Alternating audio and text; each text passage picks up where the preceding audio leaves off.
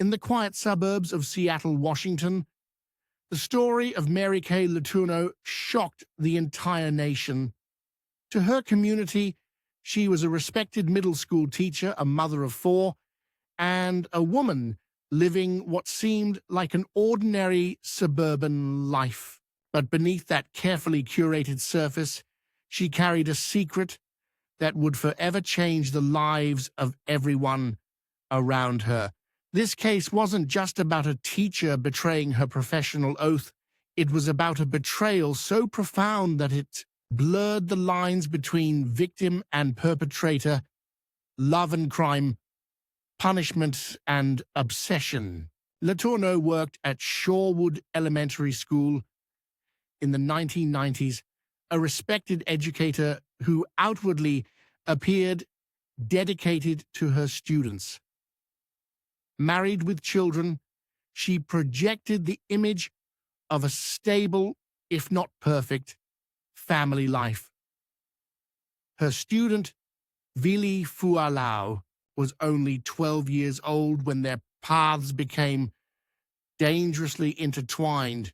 Their relationship began innocently, extra time spent on art projects, laughter in the classroom, mentorship that soon turned into something else.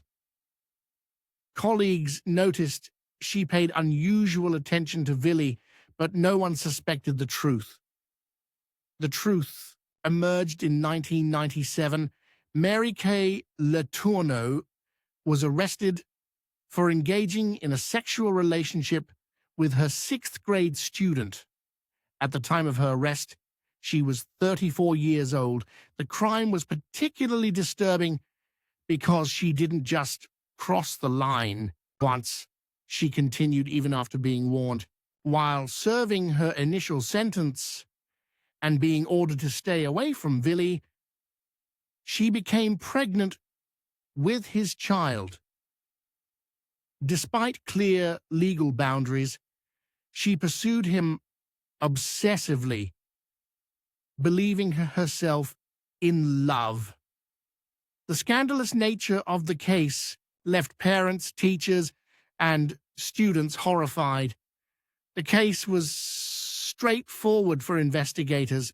Witness accounts, Vili's testimony, and the undeniable pregnancy made it impossible for Letourneau to deny the relationship. Police found evidence of multiple meetings, hotel rendezvous, and even family members noticing inappropriate closeness. In court documents, prosecutors detailed how she manipulated a child under her authority, fully aware of the consequences.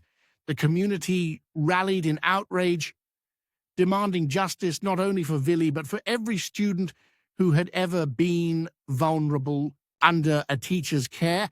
Letourneau was sentenced to more than 7 years in prison, but initially served just 6 months before being released under strict conditions.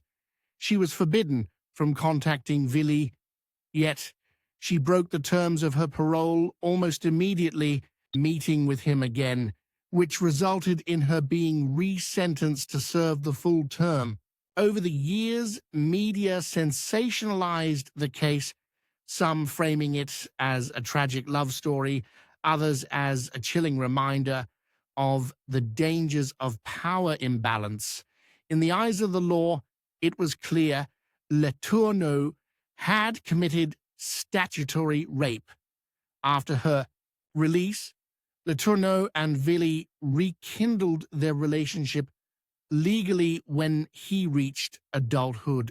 They even married in 2005, making headlines once again. Their union lasted until 2019 before ending in divorce. Mary Kay Letourneau died in 2020 of cancer at the age of 58. The case remained one of the most infamous examples of teacher-student crimes in American history, leaving behind haunting questions of justice, manipulation, and misplaced love. The Letourneau case forces us to confront an uncomfortable question. When a person of authority crosses every professional and moral line, can love ever justify the crime? Or is it always, at its heart, exploitation? The story of Debra Lafave begins in the humid, sunlit streets of Florida in the early 2000s, where a young middle school teacher carried herself with the kind of confidence that comes from being admired. She was only 23, newly married, strikingly attractive, and seemed to embody the energy of someone just stepping into adult life. To her students, she was the kind of teacher who stood out. To parents, she looked like the fresh face of enthusiasm that schools often celebrated. But in a few short years, her name would no longer be remembered for lesson plans or dedication to education. It would be remembered for scandal, betrayal, and the disturbing reality that beauty and charm can sometimes distort justice. Her job at Angelo L. Greco Middle School in Temple Terrace, Florida, seemed like the perfect fit. She was approachable, lively, and students found her easy to talk to. But it was in that openness that the first cracks began to show. A boy in her class, only 14 years old, became the center of her attention. What began as casual conversations and extra help soon turned into something secret, something dangerous. In the eyes of the community, Debra Lafave was a mentor, but in the private shadows of her life, she crossed every ethical and legal boundary a teacher is sworn never to cross. The crime unfolded gradually, almost recklessly. She began spending time with the boy outside of school, arranging meetings that went far beyond what could ever be excused as tutoring. The encounters happened in her classroom, in her car, and eventually in places where secrecy was nearly impossible. Witnesses would later recall how brazen she seemed, as though she believed she could never be caught. For the boy, the experience was confusing, overwhelming, and marked by a mixture of fear and thrill, emotions no child should have to reconcile with an adult. The first cracks in her carefully constructed facade came when the boy's family grew suspicious. His mother sensed something was wrong, noticing changes in his behavior and unease in his manner. When questions were asked, answers began to emerge that no parent ever wants to hear. Soon, police were involved, and the truth unraveled with frightening speed.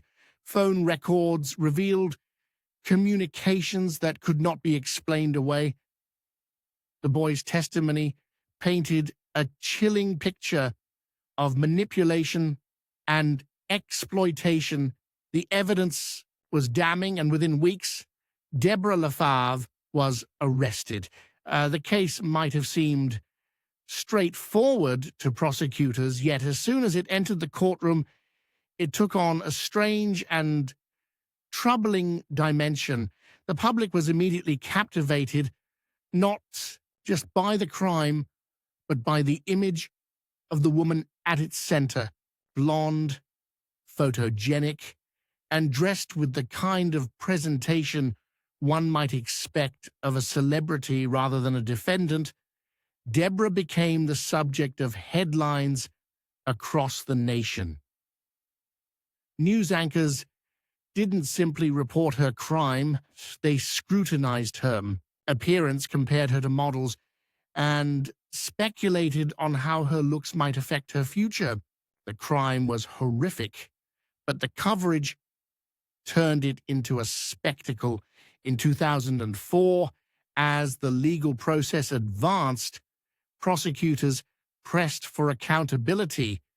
She faced multiple charges of lewd and lascivious battery, and by all accounts, the evidence was sufficient to secure a prison sentence.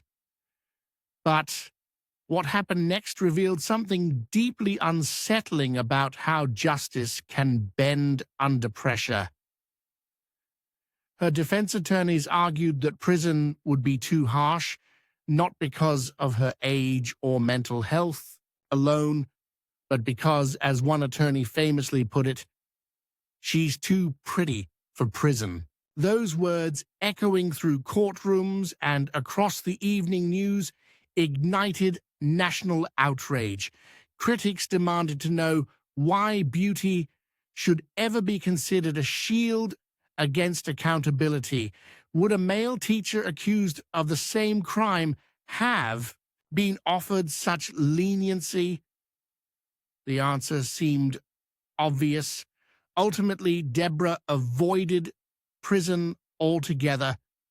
Instead of years behind bars, she was sentenced to 3 years of house arrest and 7 years of probation. The justification offered by the court was that avoiding a trial would spare the victim further trauma, and that her struggles with bipolar disorder warranted consideration. But to the public, it looked like something else. Privilege, bias, and a justice system willing to bend when faced with a defendant who didn't fit the stereotype of a predator. The victim's family, while relieved that the case was over, voiced their own sense of unease. For them, justice had not been fully served. Their son had been manipulated, his childhood disrupted, and his trust shattered. Yet the woman responsible would not spend a single day in prison. For parents across the country, the message was chilling. If justice could be swayed by appearance, then what protection truly existed for their children? As the years went on, Debra disappeared from public life. Her teaching career was destroyed, her marriage collapsed under the weight of the scandal, and her name became synonymous with one of the most controversial examples of teacher misconduct in America. She lived quietly under the terms of her probation, occasionally surfacing in local news stories whenever her restrictions were revisited by the courts. Each time her name appeared again, it reignited debates about double standards in sentencing, gender bias, and the disturbing reality that beauty and privilege often alter the way society interprets crime. For the boy at the center of the case, the years that followed were marked by an attempt to move on, to reclaim some sense of normalcy. But the experience left scars, emotional, psychological, and social, that could not be erased by the closing of a legal file. For him, it was never about appearances or headlines. It was about betrayal by someone who should have been a guide, not a threat. What makes this story endure is not only the crime itself, but the questions it leaves behind. Does society unconsciously protect those who appear attractive, minimizing their faults while magnifying their virtues? Does gender bias lead us to downplay the seriousness of a female teacher's abuse of a male student, framing it in terms of scandal rather than trauma? And what does that mean for victims who are forced to watch their pain debated as if it were a curiosity rather than a crime? In the end, the story of Debra Lafave is one of hidden horror wrapped in unsettling glamour. It forces us to examine not only how justice is carried out, but also how it is perceived. Behind the courtroom debates, behind the sensational headlines, and the infamous claim that she was too beautiful for prison lies a darker truth. A child's Life was altered by an adult who chose to cross the most sacred boundary of trust, and that truth, stripped of all its distractions, is what lingers longest. The next story takes us to the quiet town of Lexington, Kentucky, where the case of Sarah Jones, a former cheerleading coach and high school English teacher, shook the community to its core. On the surface, she seemed to embody everything a school wanted in an educator: charismatic, admired by students, and deeply involved in extracurricular activities. She wasn't just teaching in the classroom, she was out on the football field, coaching cheerleaders, mentoring young people, and presenting herself as a role model.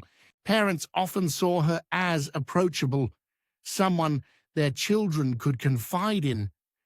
But beneath that surface, a dangerous boundary was crossed, one that would forever mark her name in infamy.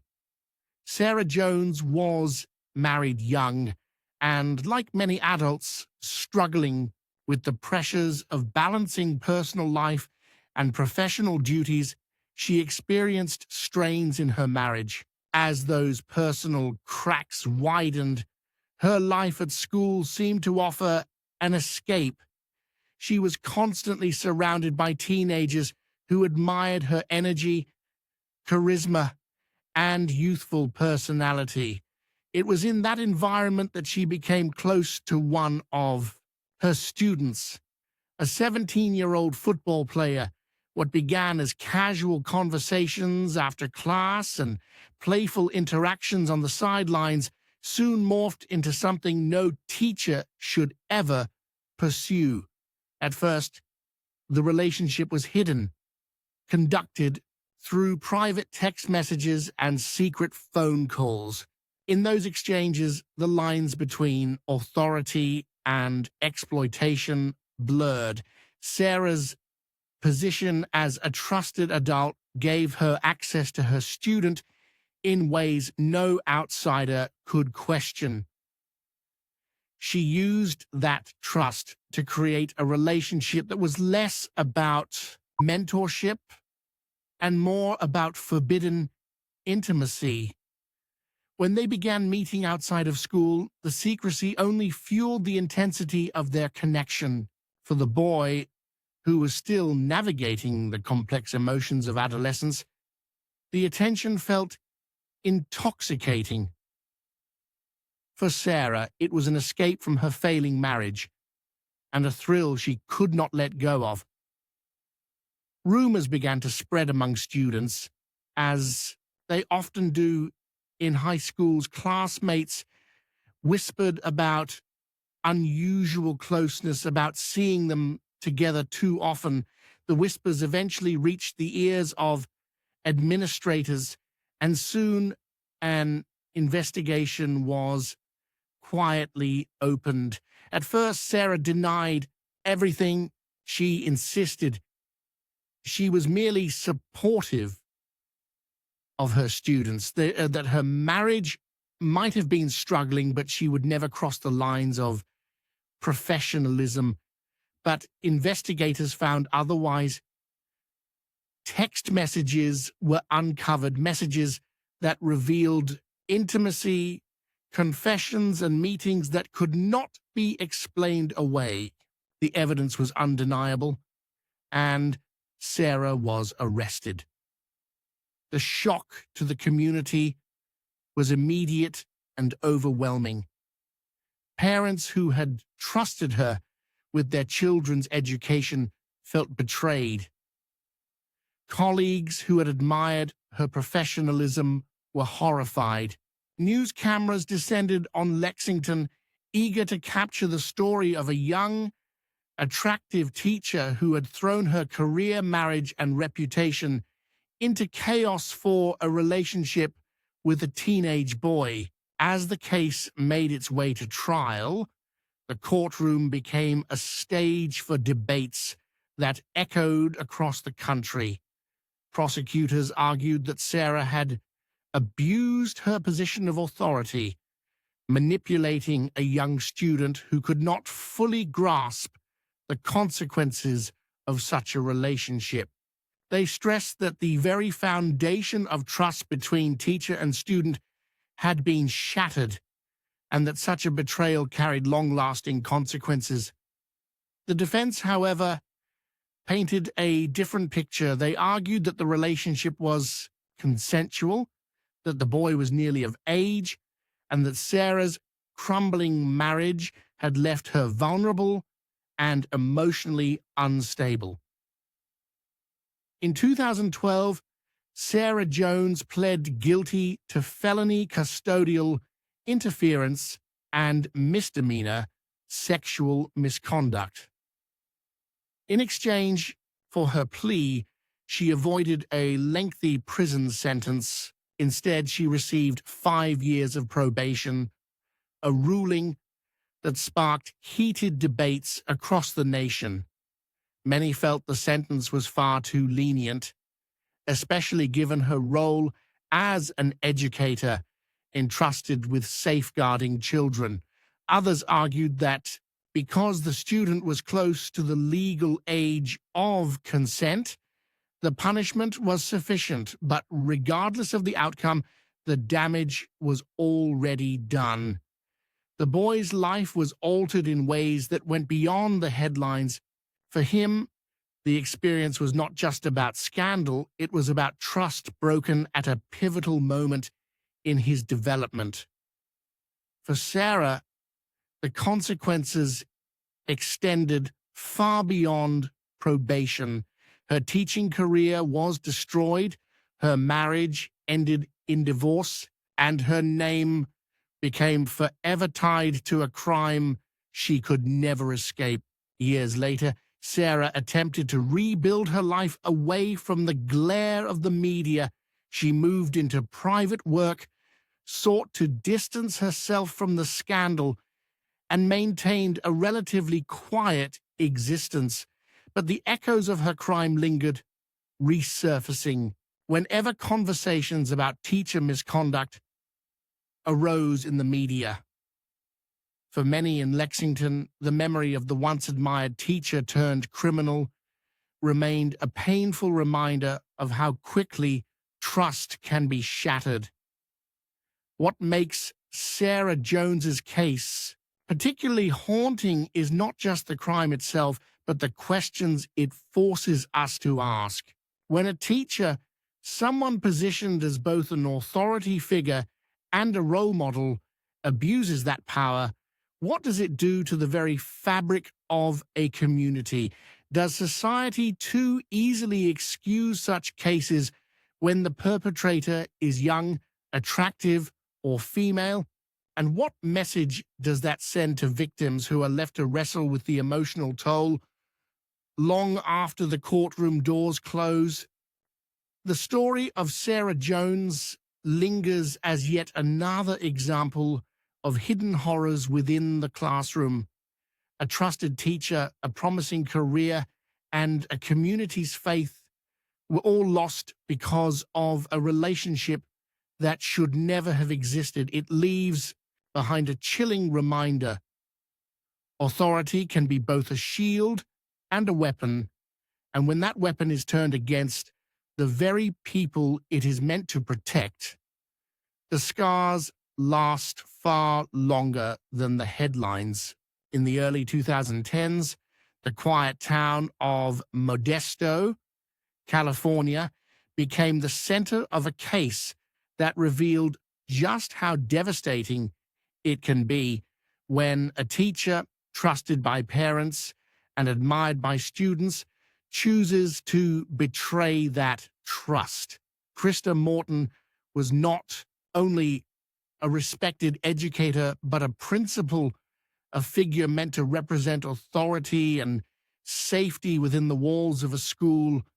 Her fall from grace would expose not only her own misconduct, but also the vulnerability of a system that relies on trust as its foundation. Krista Morton had built a reputation over years of service in education. As principal of a charter school, she carried herself with professionalism and warmth. Students saw her as someone who listened, who cared, who would advocate for them when needed. Parents praised her for her dedication, for being the kind of leader who was approachable and hands-on. She attended school events, cheered on students during extracurricular activities, and spoke often about the importance of community. But behind closed doors, her life was far from stable. Personal struggles and restlessness began to erode the boundaries she was sworn to maintain. It began with casual interactions, conversations with one of her male students that at first seemed harmless.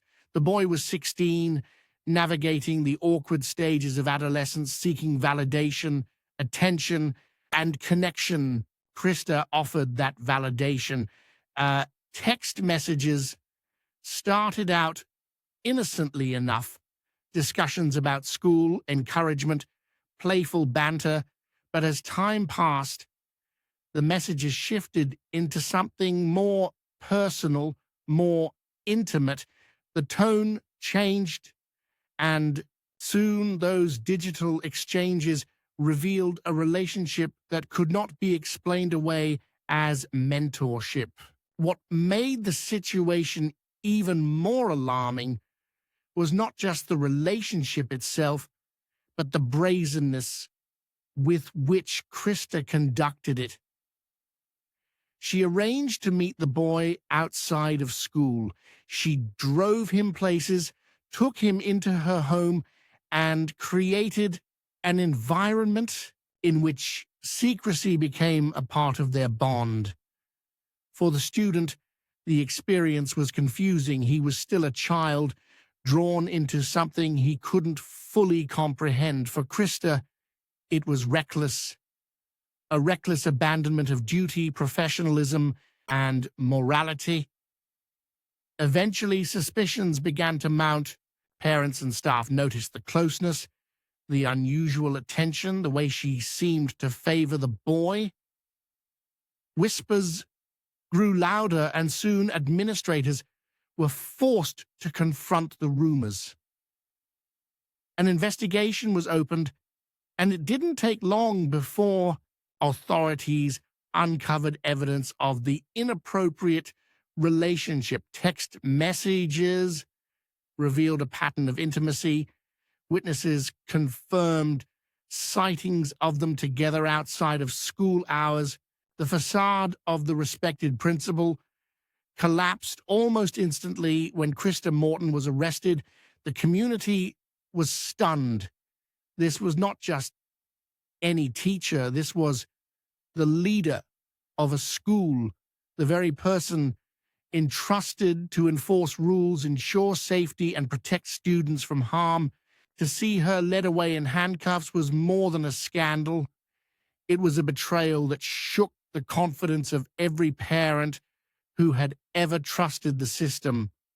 The case quickly gained national attention, joining the list of high-profile teacher misconduct stories that left the public questioning how such boundaries could be crossed so blatantly.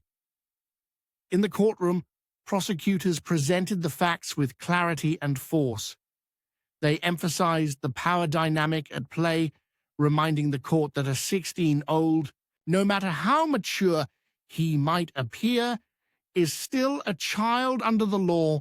They argued that Krista had exploited her position of trust, using her authority to manipulate a vulnerable teenager into a relationship he could not fully consent to. The defense tried to soften the image, portraying her as a woman overwhelmed by personal struggles, someone who made terrible mistakes but was not beyond redemption.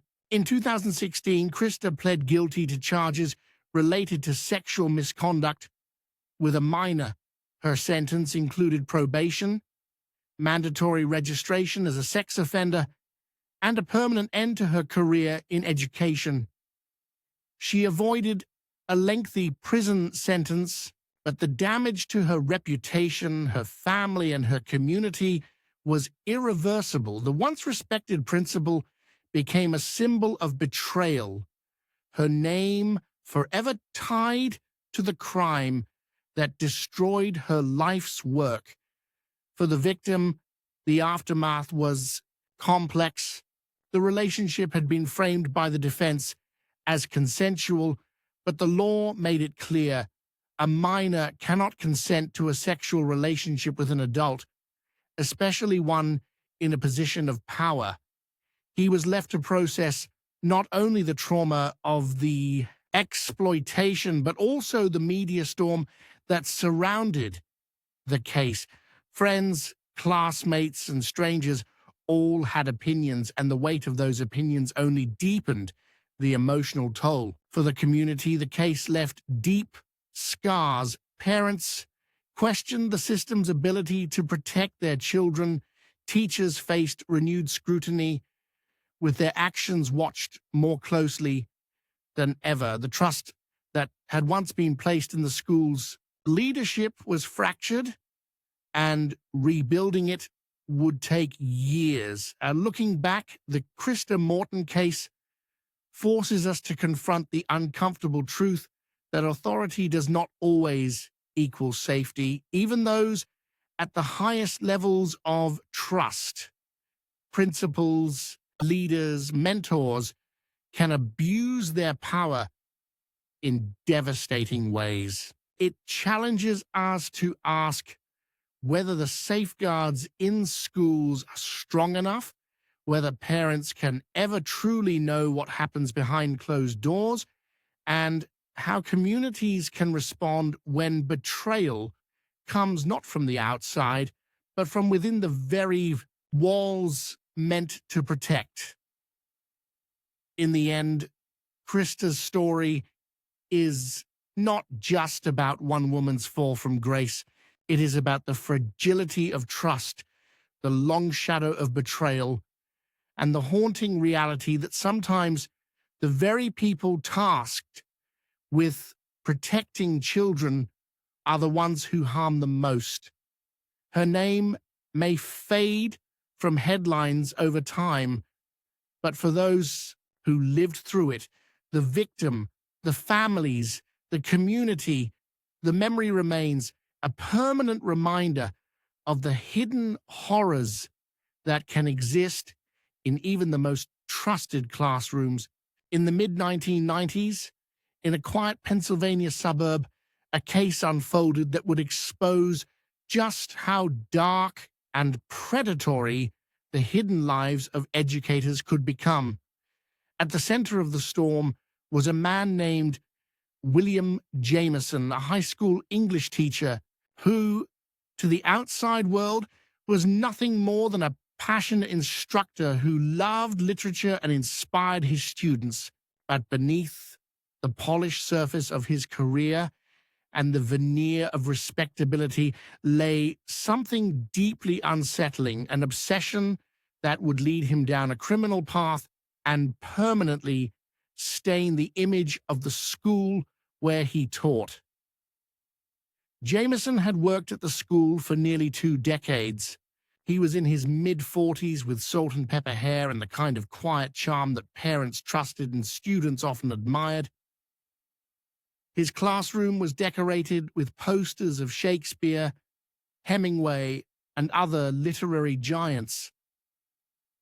He encouraged debate, praised students who thought creatively, and often stayed late after school helping kids with their essays. For years, no one suspected a thing. Parents saw him as dedicated, a man who gave his life to teaching.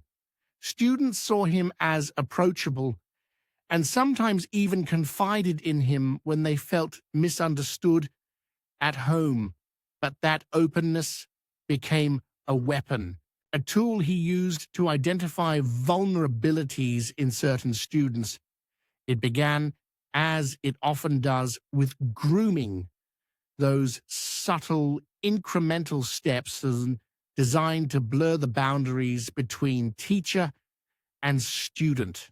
Jameson would single out certain girls in his classes, offering them extra attention, compliments disguised as encouragement, small gifts wrapped as tokens of appreciation, a book he thought they'd enjoy, a pen he said they deserved because of their talent. At first, these gestures seemed harmless, even thoughtful, but slowly they became more personal, more invasive. One student in particular, a 15-year-old sophomore named Emily, became the focus of his attention. Emily was bright, introverted, and came from a difficult home. Her parents were divorcing, and she often confided in Jameson about the chaos unfolding in her personal life.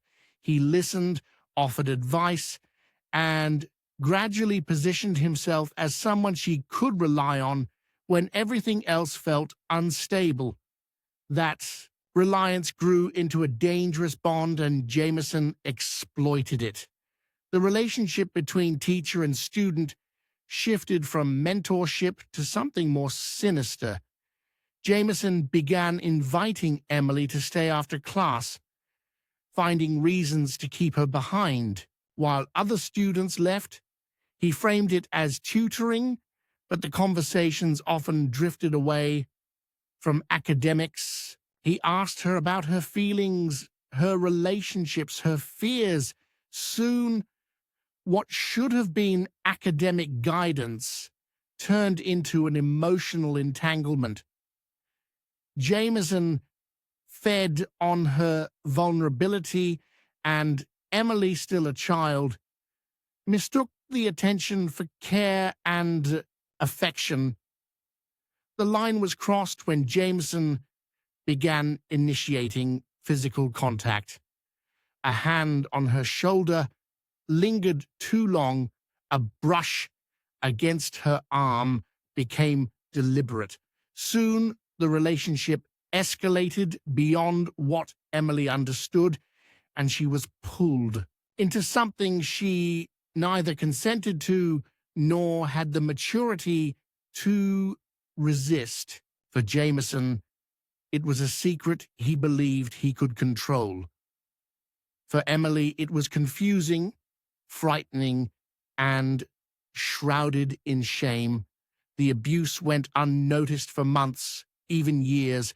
Jameson was careful, always ensuring encounters took place in private, always maintaining a polished public image. But secrets have a way of slipping through cracks. It was another student who first suspected something was wrong. She noticed how Emily seemed withdrawn, how she blushed when Jameson's name was mentioned, how she avoided certain topics. Gossip began to spread, and whispers reached the ears of the administration. When confronted, Jameson denied everything. He leaned on his reputation, his decades of service, his polished image. He insisted he was simply a caring teacher who had taken an interest in a struggling student. For a time, the administration hesitated. After all, accusing a teacher of such crimes was no small matter. But when Emily's parents discovered disturbing letters hidden in her room, letters written in Jameson's distinct handwriting, the truth became undeniable. The police were called, and the investigation began. Detectives combed through Jameson's personal belongings, his school computer, his private journals. What they found was damning. Years of inappropriate letters, suggestive writings, and evidence of contact with multiple students, not just Emily. The image of the beloved teacher crumbled in an instant. The trial was brutal. Emily, along with several other young women, was forced to testify about the abuse. The defense attempted to paint the relationships as consensual, suggesting that the students were infatuated and that Jameson had simply been caught in a web of teenage obsession. But the prosecution dismantled that argument with a single truth: minors cannot consent, and teachers hold a position of power that makes any such relationship an abuse of authority. The jury deliberated only briefly before returning with a guilty verdict. William Jameson was sentenced to decades in prison for sexual assault and corruption of minors. He lost not only his freedom, but every shred of credibility and respect he had once commanded. His name, once tied to academic success and mentorship, became synonymous with betrayal and abuse. The aftermath rippled through the community like shockwaves. The school board faced intense scrutiny for not acting sooner when early warning signs appeared. Parents demanded answers about how such behavior could go unnoticed for so long. Students who once idolized Jameson felt betrayed, their memories of his classroom forever tainted. The school struggled for years to rebuild its reputation, to reassure parents that their children were safe. For Emily and the others, the scars were deeper. Trust had been shattered, innocence stolen.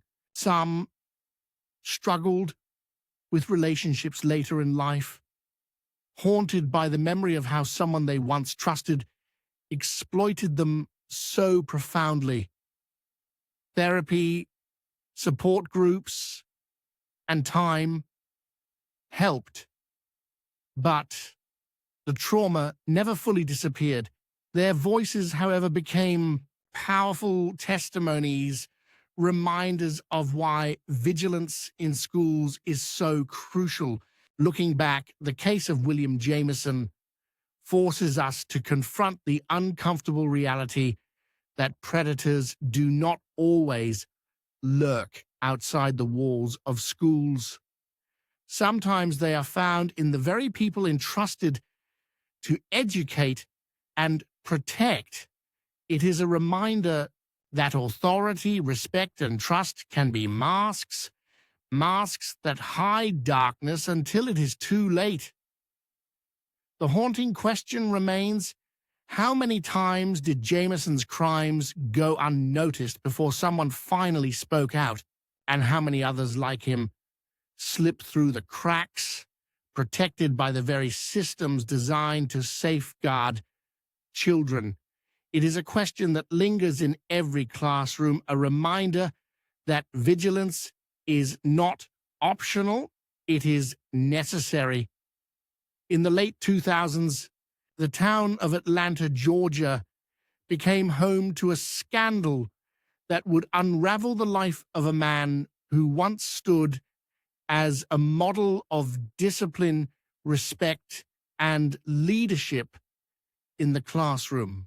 His name was Marcus Green, a middle school math teacher, admired by many for his strict but fair teaching style.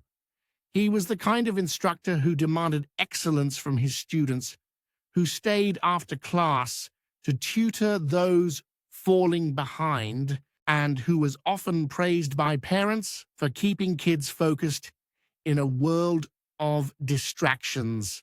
On the surface, Marcus was everything a school system could hope for in an educator, but beneath that polished exterior was a double life filled with manipulation, secrecy, and ultimately betrayal of the very children entrusted to him. Marcus had taught at the school for nearly 10 years, and in that time, he cultivated an image of being unshakable. He rarely smiled, but he commanded respect.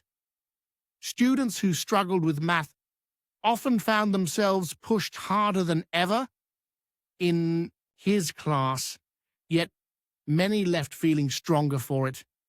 To colleagues, he was dependable, even if distant. But what no one realized was that Marcus had learned how to use his reputation as a shield. Behind that image of stern professionalism, he was grooming students in ways so subtle that most adults missed the warning signs. It began with one of his 8th grade students, a girl named Kayla. She was bright, outgoing, and admired by her peers, but she also struggled with math. Marcus seized on this vulnerability. He offered her one-on-one tutoring sessions after school. At first, they were legitimate worksheets, problem sets, practice exams, but gradually the tone shifted. He began asking her personal questions about her family, her friends, her feelings of insecurity. He told her she was special, that she had potential others didn't see. Slowly, the math lessons became less about equations and more about emotional dependency. Soon, Kayla wasn't the only student he targeted. Marcus knew how to identify those who were vulnerable: kids from troubled homes, children eager for attention, students desperate for validation. He played the role of mentor, of the adult who understood them when no one else did. His classroom became a sanctuary for these kids, a place where they felt seen.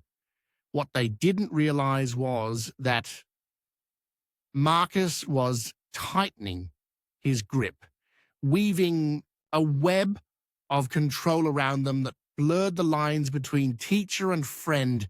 The tipping point came when Marcus began using technology to extend his reach.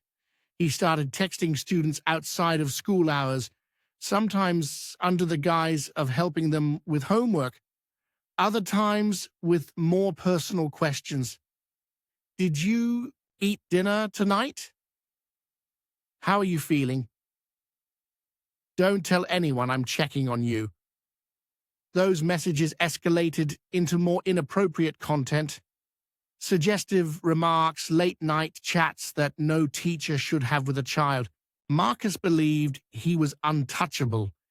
He had built such a strong reputation that parents trusted him implicitly, never suspecting the messages their children were receiving.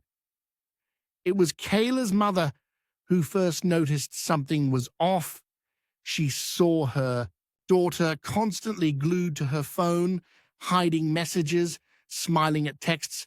She refused to explain. One night, while Kayla was asleep, her mother checked her phone, and what she found shattered her world.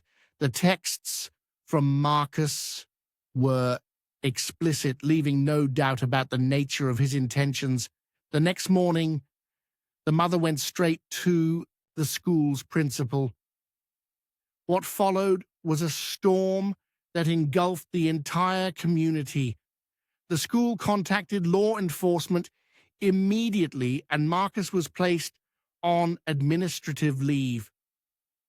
Investigators seized his phone and computer, uncovering a disturbing pattern of communication with multiple students. Dozens of messages revealed not only grooming behavior, but also attempts to lure children into secret meetings outside of school. When Marcus was arrested, the news spread like wildfire. Parents were horrified, students were stunned, and teachers who had once trusted him were left questioning how they could have missed the warning signs. The trial that followed exposed every detail of his betrayal. Prosecutors presented the explicit texts, the grooming patterns, and testimony from students who described how Marcus had crossed boundaries again and again under the guise of mentorship. Marcus's defense attorneys tried to argue that the conversations had been misunderstood that he had simply been too involved in his students' lives, that he had overstepped without criminal intent. But the evidence was undeniable. The jury needed little convincing. Marcus Green was convicted of multiple counts of child exploitation, electronic solicitation of minors, and abuse of authority. He was sentenced to decades in prison, his teaching license permanently revoked, his reputation destroyed. For the victims, the scars went far deeper than a courtroom verdict. Kayla and others like her were left with the emotional aftermath of betrayal. They had believed in him, trusted him, even admired him, to realize that the attention they thought was mentorship had been predation was devastating. Many struggled with guilt, shame, and confusion, though none of it was theirs to bear. Counselors were brought in to help, but healing was slow and uncertain. For the school, the damage was enormous. Parents demanded accountability, furious that Marcus had been allowed to operate unchecked for so long. Questions swirled about whether the administration had ignored earlier warning signs, whether colleagues had looked the other way. Policies were rewritten, boundaries were clarified, and stricter monitoring of teacher-student interactions was enforced. But the trust that had once existed between parents and the school system had been fractured, perhaps permanently. For the broader community, Marcus's crimes became a cautionary tale. They exposed the uncomfortable truth that predators can hide in plain sight, cloaked in authority and respectability. His case forced schools across the state to re-examine their protocols, to tighten controls on communication between teachers and students, and to remind parents of the importance of vigilance. In reflection, the case of Marcus Green leaves behind a haunting question. How many children did he harm before someone spoke up? How many other predators operate under the same shield of trust, exploiting their positions in ways that go unnoticed until it's too late? The answers may never be fully known, but the echoes of his crimes continue to reverberate. Marcus Green went from being a respected educator to a convicted predator. His name, once associated with discipline and learning, is now synonymous with betrayal and manipulation. For his victims, the memory of his crimes will never fade. For the community, the case serves as a chilling reminder that vigilance must never waver, because sometimes the very people trusted most are the ones who pose the greatest danger. In 2013, the town of Miami Gardens, Florida, was thrust into the spotlight when a scandal erupted inside one of its local high schools. At the center of it all was a science teacher named Angela Carter, a woman who had spent years cultivating an image of a dedicated educator, a mentor, and even a role model for young women. She was in her early 30s, vibrant, confident, and popular among her students. To many parents, she represented exactly what they wanted for their children, someone who could inspire them, guide them, and push them toward brighter futures. But beneath that polished exterior, Angela carried a dangerous secret, one that would eventually destroy her career, her reputation, and the safety of the very students she had been trusted to protect. Angela Carter had always been admired for her teaching style. She didn't just lecture about biology or chemistry. She made lessons interactive, hands-on, and exciting. Students gravitated toward her energy, her humor, and her ability to break down complex subjects.